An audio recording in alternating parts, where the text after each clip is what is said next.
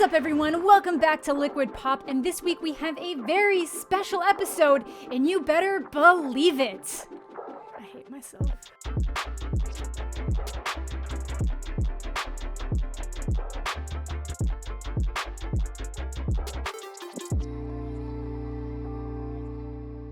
This week, we over here at Team Liquid are launching our Naruto apparel collab, and it looks awesome. If you haven't checked it out yet, make sure you do because it launches tomorrow. I'm personally super excited for this denim jacket so I can continue my trend of wearing a Canadian tuxedo in every different color. And in honor of the launch, I've got Tactical here from the League of Legends team to talk to me about some of the most iconic fights out of Naruto history, and then after that, I'll be talking to the collab king himself of Team Liquid, Damian Estrada, all about those last couple episodes of WandaVision.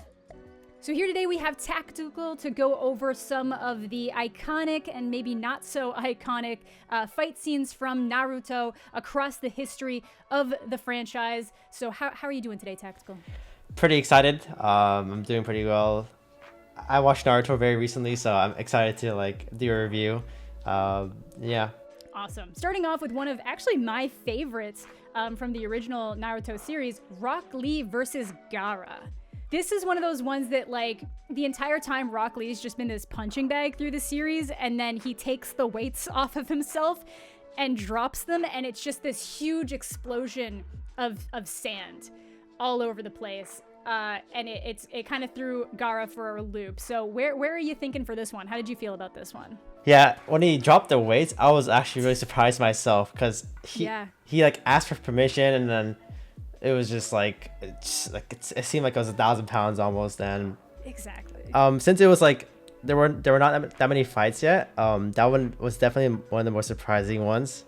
Mm-hmm. So because by the end of it, Rock Lee is basically almost completely paralyzed, and his body is trying to continue fighting for him, even though he's not even conscious anymore. So Gaara still won somehow, but it was such a surprising fight. So where are we thinking for this one?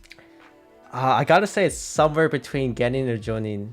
I agree. Let's put it Jonin for now. Okay. Might move around because the next one up is definitely one of the most iconic big moments from the series, and it's Sasuke versus Itachi. Oh, that was a really high tier level fighting. Yeah. It was really fun to watch. Yeah. That's got to be Kage. Yeah, I agree. I straight up Yeah, because at agree. the end it has that big reveal at the end. Yes. So I think that one's got to go Kage just for the emotional weight for the series, everything that Sasuke had been building towards the whole time. So I feel comfortable putting that one at the top of the top. And right after that, we got another iconic Naruto versus Pain. Oh, well. Because that's, you got the ending there where, he kind of has the emotional moment where he's just kind of I'm not even going to completely finish this. I'm going to be the bigger person here. But it's still one of I think this might be one of the highest rated Naruto fights of them all. Yeah, because he had a big training arc. He was working to become, what's it called? A sage, right? Yeah. He was working to become a sage. He even had I remember in the fight, he had a great idea of leaving 2 clones behind to meditate, and then so he could have more lives in a way. And I don't know, I thought the fight was pretty just back and forth, and especially when Hinata tried to help Naruto, that was a breaking point for him. So it really shows how much he cared to me at least. And I was watching that.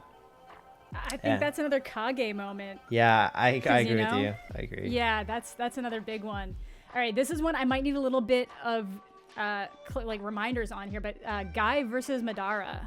Oh, I think this is for sure personally for Kage right away. Yeah.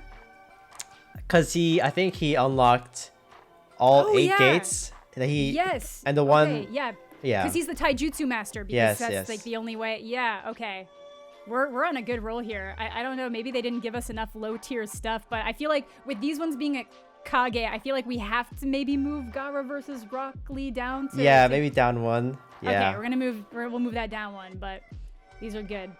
Other iconic one, and this would be the later one in the series, the big one, Naruto versus Sasuke. Well. That's kind of gotta be another. Yeah. It's gotta be Kage.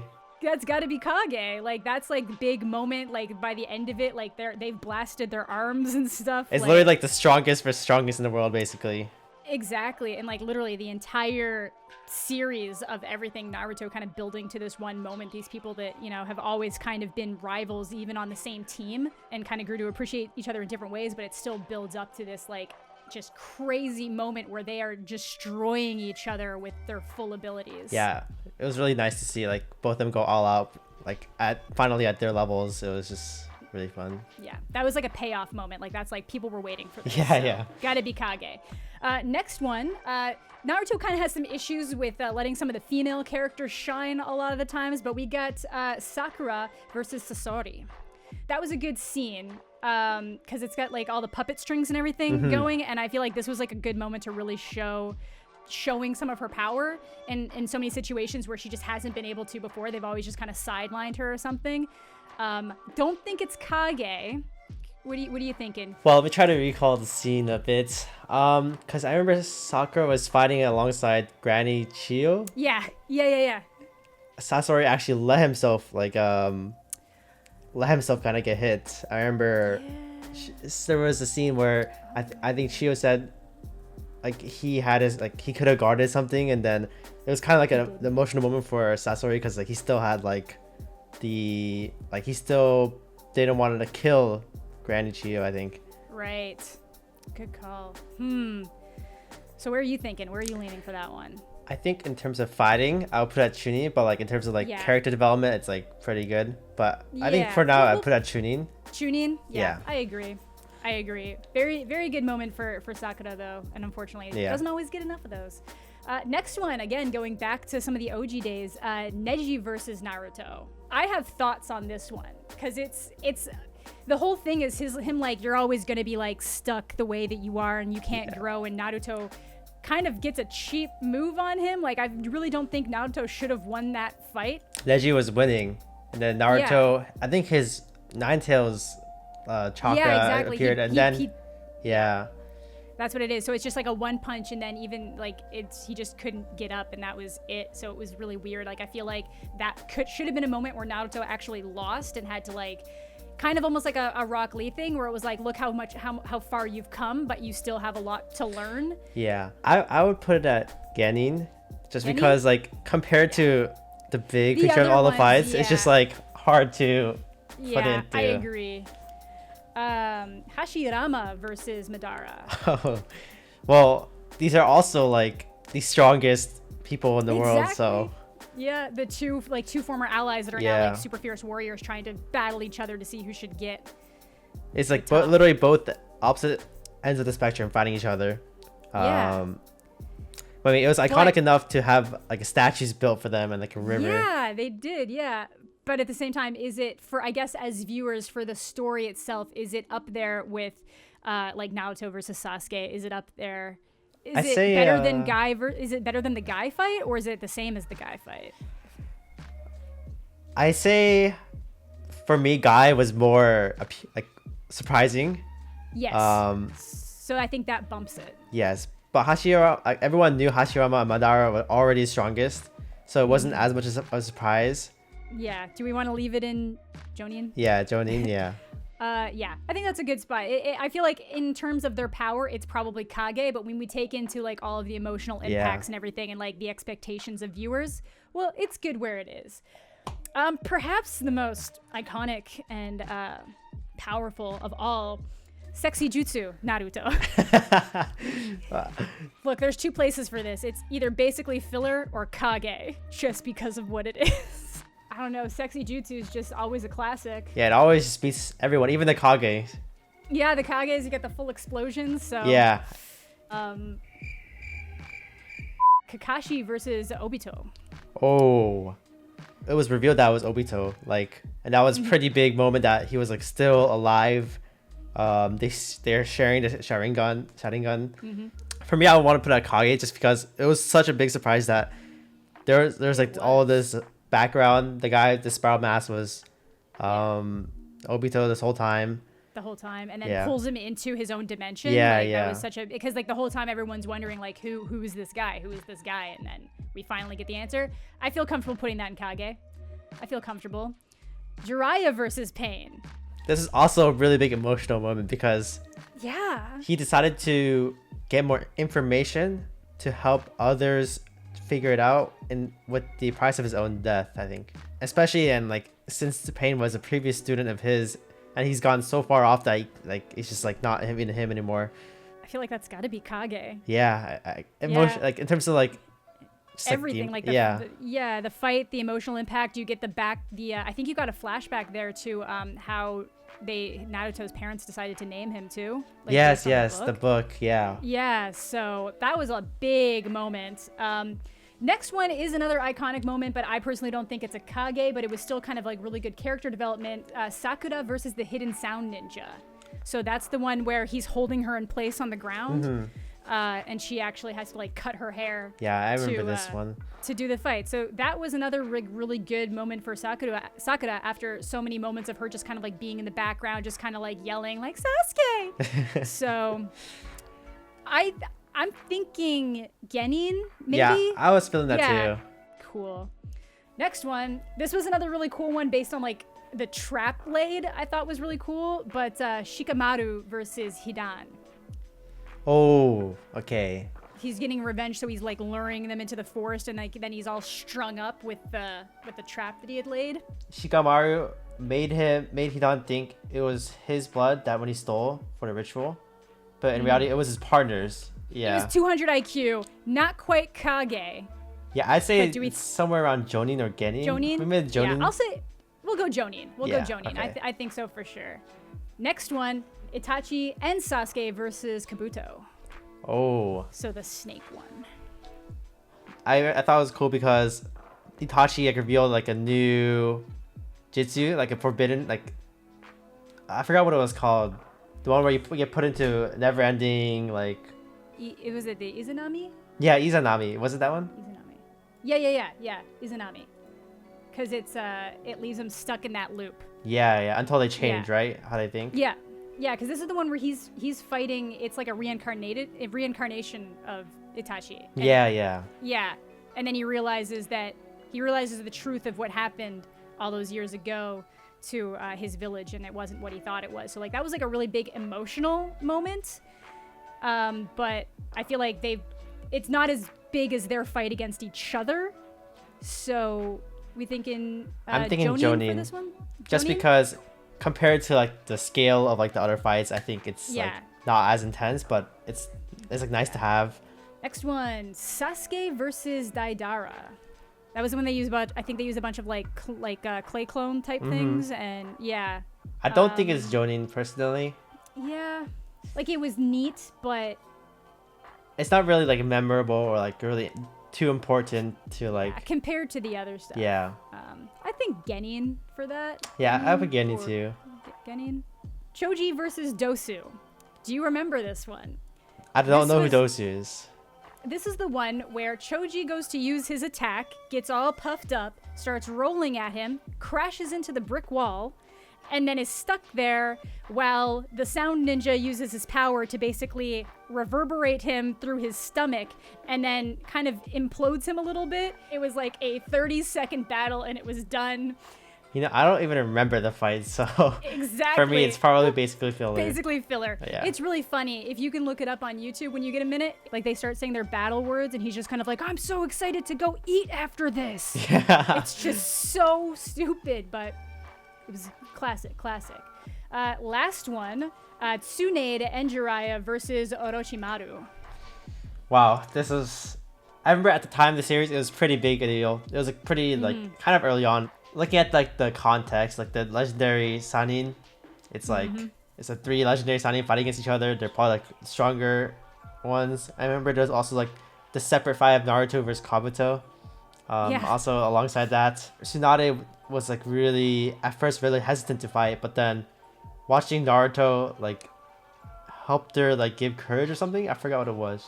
Yeah, it was basically she had a fear of like blood. I remember. Yeah, so this was just kind of like gave her the courage to kind of like go through with that, like this fight that's kind of been building up for a really long time that they've just kind of been putting off. Definitely a big one. Do we think it's Kage though?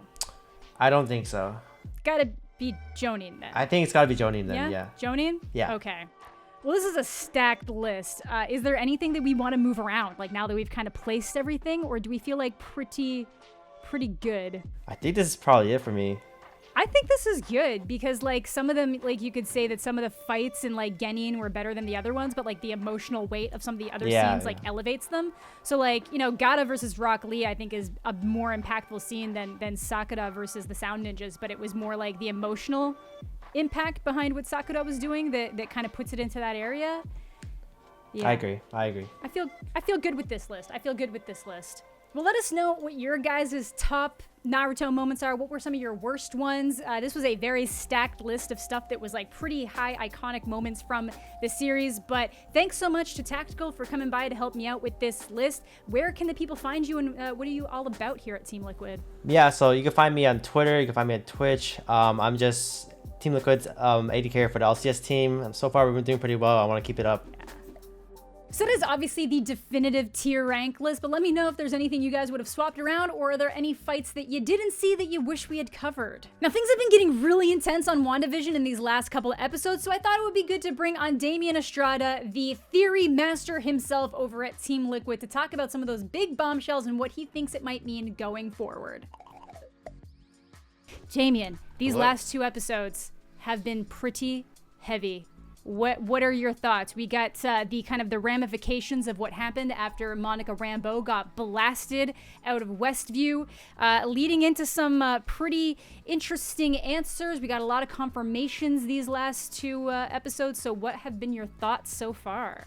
I feel like there's a reality in where people could have skipped the entire first 2 episodes, gone straight to 3, and arguably not had to suffer through that whole, like, I don't get it. This is a sitcom. I don't like this, right?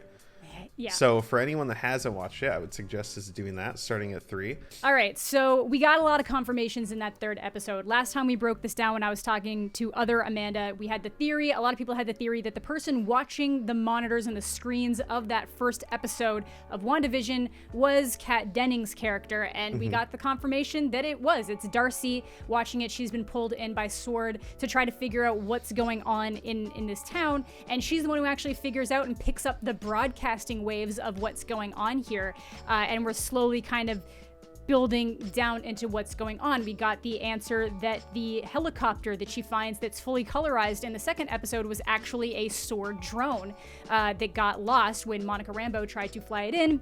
And they didn't plant Monica in there. She accidentally wandered in and got pulled into the illusion that Wanda is now 100% confirmed as to be in control of. This isn't necessarily somebody doing something to her. This is just something she's done, as many theorize that it's to protect herself, and it's to kind of deal. She's not accepting her grief. She's dealing with trauma, and this is her way to try to like push out the world that has taken so much from her.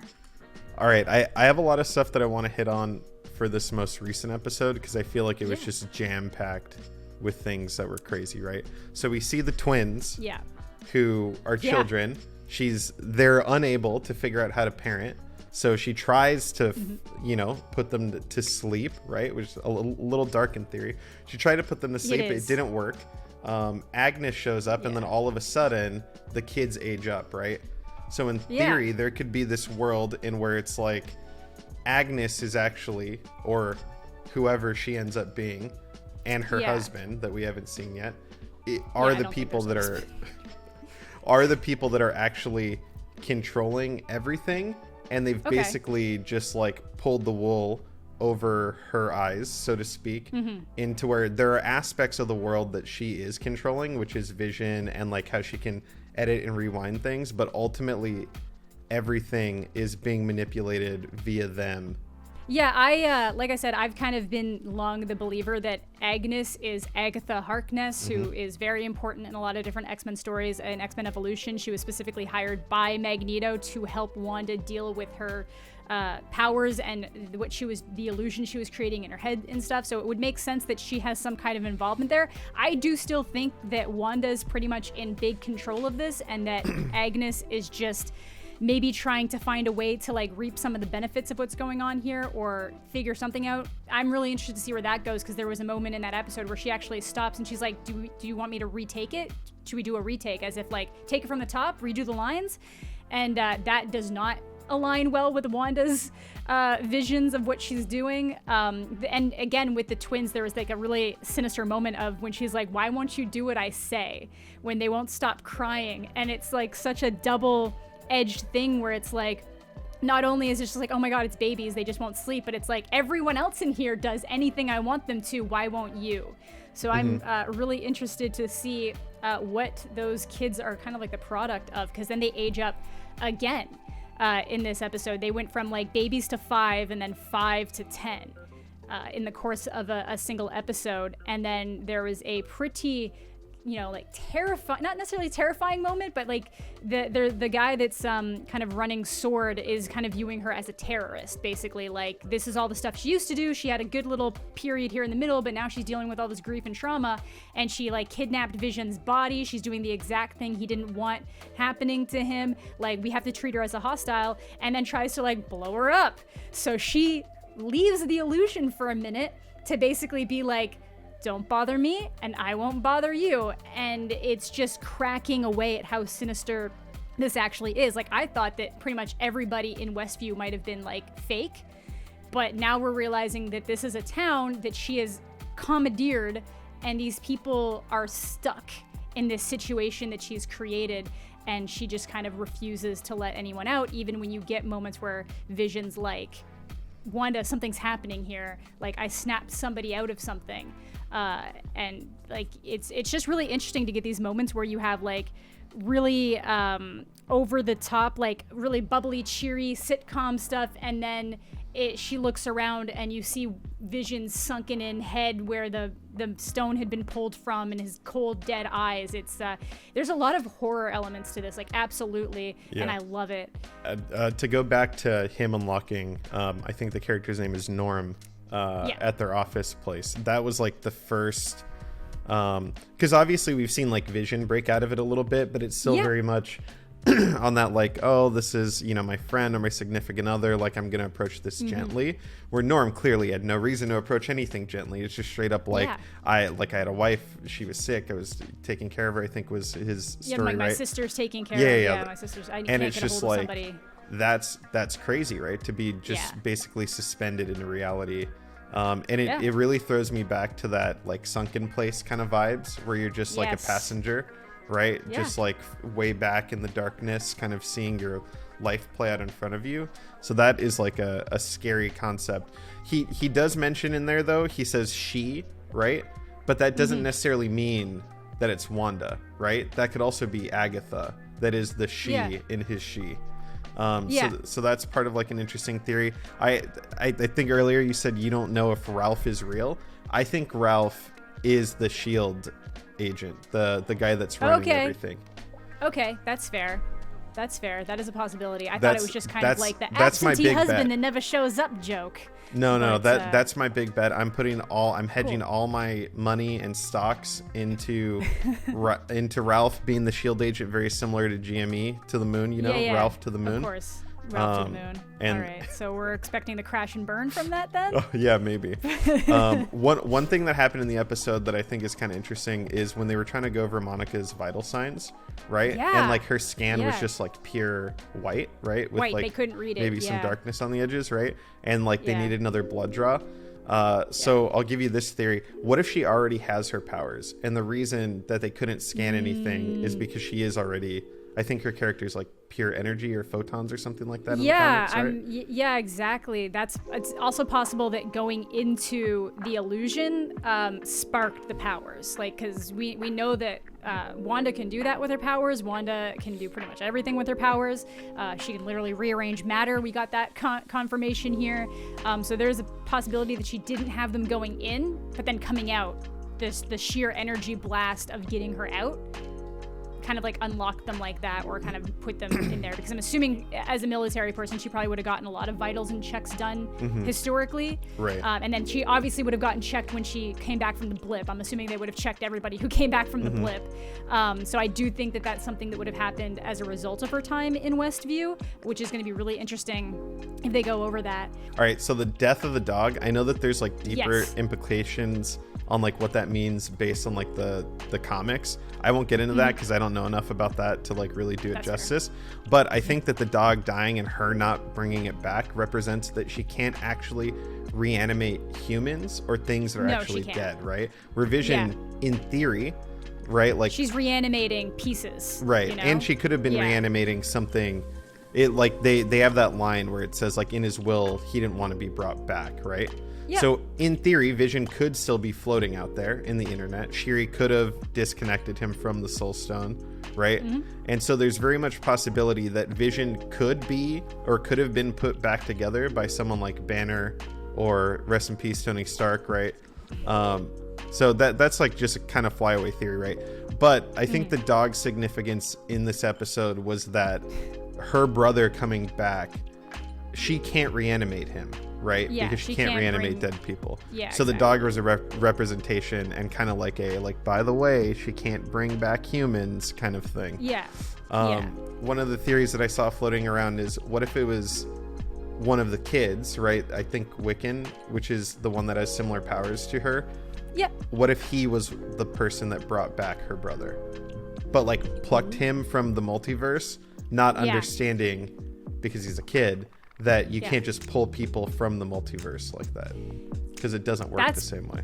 That could be interesting for sure, because I really thought it was going to be Wanda doing everything, and maybe she subconsciously did it, but it would be interesting if it was her kid, because that's the thing. Just because we didn't explicitly say it, you know, Pietro finally got mentioned in the third episode. Pietro, of course, being her brother who passed away in Age of Ultron. That's what resulted in Monica getting blasted out of the illusion because she had like a moment where she snapped back to what she knows in the real world, which broke the illusion for Wanda. You know, she mentioned him again this episode saying that, you know, she misses her brother, but he's gone and she can't bring him back.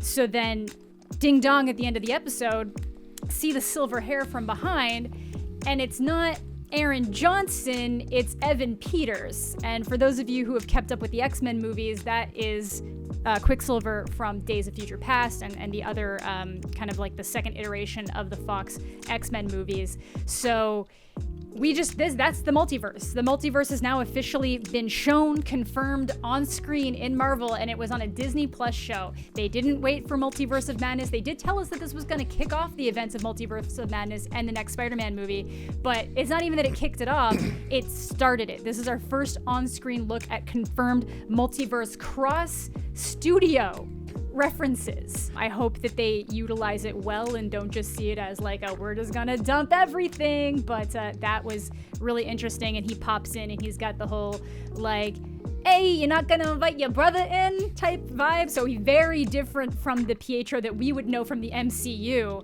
right? And a little bit more in line with that version of himself from the Fox movie. So I'm very interested to see what they do with that and how that plays into Wanda's psyche.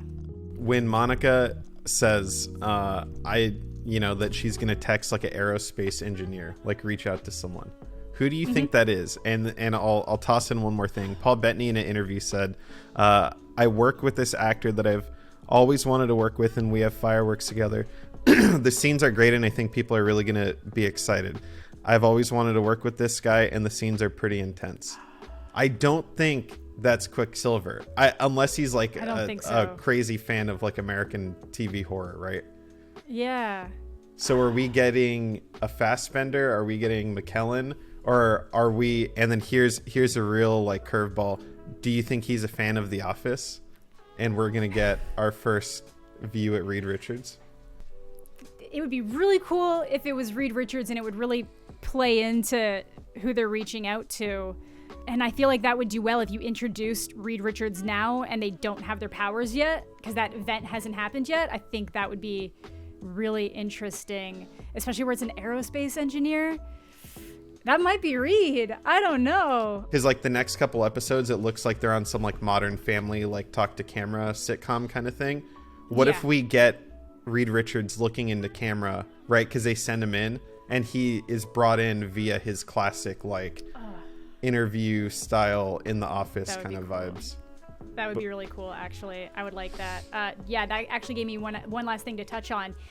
literally when there's a look on Monica's face when they mention Captain Marvel that just kind of makes me wonder if there's something else going on there. So I'm actually interested to see how that ties in, because Monica says, well, she's very powerful, she could have taken out Thanos alone had he not done a blitz attack, no one else got close. And then Jimmy's like, oh, well, Captain Marvel got pretty close. And then it just takes a second to pause on Monica's face, and she has a reaction there. So very interested to see what's been going on since the events of the first Captain Marvel, and why that affected Monica so much over her life. So I'm very interested to see what that is. I love the whole meta conversation and that feeling of like, these agents are us, right? Like talking about what's going on and having your notes up and what if this ties to this, and that classic Charlie scene from It's Always Sunny. Like we're basically doing the same thing as the people in the show. We're trying to be like, why is Wanda doing this? How is Wanda doing this? What's going on? Who does it link to?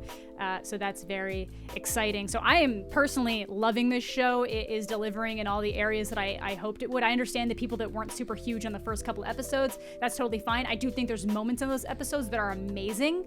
The moments where it starts to crack a little bit.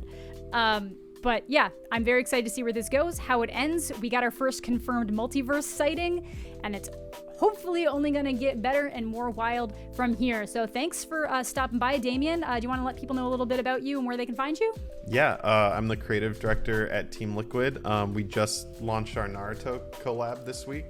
I'm super excited about that. You can find me on Twitter at Damian Estrada and pretty much every other platform. Dope. Well, thanks for coming on, and we'll catch you next time. So that's going to do it for this week's episode of Liquid Pop. Thank you all so much for watching. Let me know what you guys are most excited for from that Naruto collab. Let me know what you guys are looking forward to in WandaVision. Make sure to leave a like on the video. Subscribe to the channel if you're new. Hit the notification bell, all that good stuff. And until next time, we'll catch you all later. That is going to do it for this week's episode of Liquid Pop. Let me know what you guys are thinking. I gotta thank people. Leave a like on the video, subscribe to the channel.